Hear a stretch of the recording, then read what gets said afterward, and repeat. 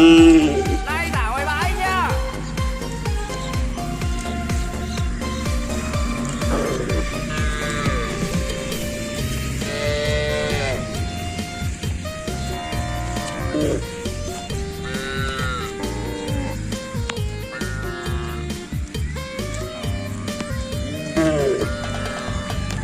Đất chính chất ngọn một tự nhiên đi đâu mất coi. Cũng đang loay hoay tìm thế nhưng vẫn không thấy đâu. Anh ơi nhanh nhanh tìm hộ tôi đi anh ơi. Không cho em bố biết rồi cho tôm ăn bánh rồi đó anh tìm rồi rồi không xong rồi biết nó ở đâu anh tìm cho đây mới tôm. Mất bao lâu rồi có ở gần đây không nữa. Lòng nó bỗng gì chứ ta ra làm sao. Bò này cười hay là béo à bò nhà tôm thân công tình mà mũi lại bò.